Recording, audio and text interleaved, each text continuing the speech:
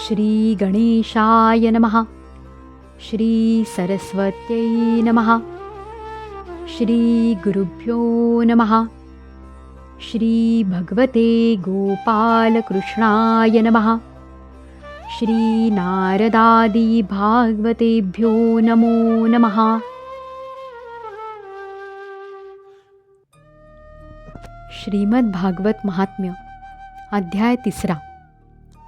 भक्तीच्या कष्टांची निवृत्ती. नारद म्हणाले, भक्ती, ज्ञान आणि वैराग्य यांची प्रतिष्ठापना करण्यासाठी श्री शुकदेवांनी सांगितलेल्या भागवतशास्त्राच्या कथांद्वारा मी उज्ज्वल ज्ञानयज्ञ करीन. हा यज्ञ कोठे केला पाहिजे ते ठिकाण आपण मला सांगा.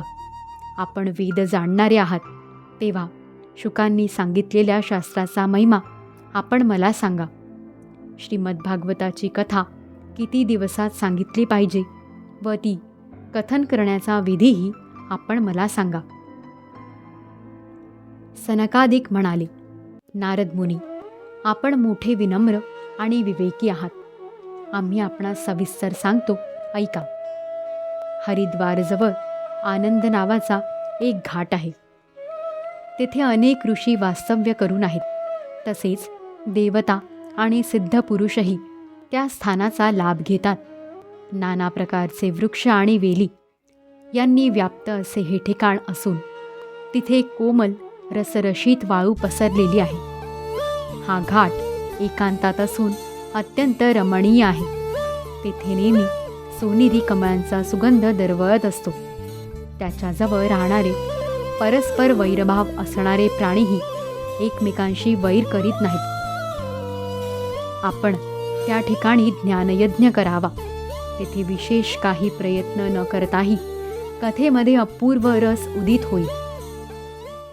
आपल्या दृष्टीसमोरच दुर्बल आणि वृद्धावस्थेत पडलेल्या ज्ञान आणि वैराग्याला आपल्याबरोबर घेऊन भक्ती कथास्थानी येईल. जेथे श्रीमद्भागवत कथा चालू असते तेथे भक्ती इत्यादी स्वतःहून जातील. तेथे कथेचे शब्द कानी पडताच या तिघांना तारुण्य प्राप्त होईल. सूत म्हणाले, असे म्हणून सनकादिकही नारदांबरोबर श्रीमद्भागवत कथामृत ऐकण्यासाठी तेथून ताबडतोब गंगा तटाकी आले. ज्यावेळी हे सर्वजण गंगा तटाकी पोहोचले त्याचवेळी भूलोक, देवलोक आणि ब्रह्मलोक अशा सगळीकडे तेथे जाण्यासाठी धांदल उडाली. भागवत कथामृता पानासाठी जे रसिक विष्णू भक्त होते ते सर्व धावत धावत आधी आले. भृगु, वसिष्ठ, चवन, गौतम, मेधातिथी, देवल, देवरात, परशुराम, विश्वामित्र, शाकल, मार्कंडेय, दत्तात्रेय, पिप्पलाद, योगेश्वर व्यास आणि पराशर, छायाशोक, जाजली आणि जन्नू असे अनेक प्रमुख मुनिगण आपापले पुत्र, शिष्य आणि पत्नींसमवेत प्रेमभराने तेथे आले. यांच्याखेरीज वेद, उपनिषदे, मंत्र, तंत्र, 17 पुराणे आणि 6 शास्त्रे तेथे मूर्तरूप धारण करून आली. गंगा आदी नद्या, पुष्कर आदी सरोवरे, सर्व तीर्थक्षेत्रे, सर्व दिशा, दंडकारण्य आदी अरण्ये, हिमालय आदी पर्वत, तसेच देव, गंधर्व, दानव असे सर्वजण कथा ऐकण्यासाठी आले. स्वतःस श्रेष्ठ समजणारे जे आपणहून आले नाहीत त्यांची महर्षी भृगूंनी समजूत घालून त्यांना आणले. त्यावेळी श्रीकृष्ण भक्त सनकादी नारदांनी दिलेल्या उच्च आसनावर कथाकार म्हणून कथा ऐकवण्यासाठी बसले. त्यावेळी सर्व श्रोत्यांनी त्यांना नमस्कार केला. श्रोत्यांमध्ये वैष्णव, विरक्त, संन्यासी आणि ब्रह्मचारी पुढे येऊन बसले, तर नारद मुनी त्या सर्वांच्या पुढे बसले. एका बाजूला ऋषीगण, एकीकडे देवता, एकीकडे वेद उपनिषदे, एकीकडे तीर्थक्षेत्रे बसली, तर दुसऱ्या बाजूला स्त्रिया बसल्या. त्यावेळी सगळीकडे जय जयकार, नमस्कार आणि शंखांचे आवाज होऊ लागले. तसेच बुक्का, गुलाल, फुले इत्यादींची उधळण होऊ लागली.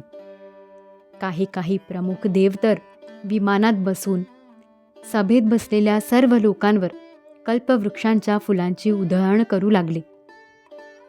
सूत म्हणाले, अशा प्रकारे जेव्हा सर्वजण एकाग्रचित्त झाले तेव्हा सनकादिक ऋषी मुनिवर नारदांना श्रीमद भागवताचे महात्म्य स्पष्ट करून सांगू लागले.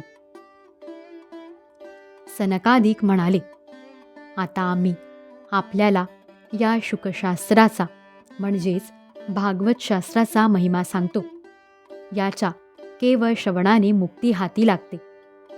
श्रीमद भागवताच्या कथेचे नित्य सेवन करावे. या कथेच्या श्रवणाने श्रीहरी हृदयात विराजमान होतात. या ग्रंथाचे 18,000 श्लोक आणि 12 स्कंध आहेत.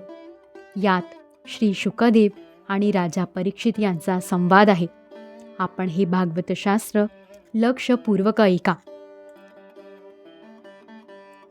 जोपर्यंत एक क्षणभर का होईना या शुकशास्त्राची कथा कानी पडत नाही तोपर्यंत हा अज्ञानी जीव संसार चक्रात भटकत राहतो. इतर अनेक शास्त्रे आणि पुराणे ऐकून काय लाभ होणार? त्यामुळे तर भ्रम उत्पन्न होतो. मुक्ती देण्यासाठी केवळ भागवतशास्त्रच पुरेसे आहे. ज्या घरात नित्य श्रीमद भागवताची कथा होते ते घर तीर्थक्षेत्र होऊन जाते आणि जे लोक अशा घरात राहतात त्यांचे सारे पाप नष्ट होऊन जाते.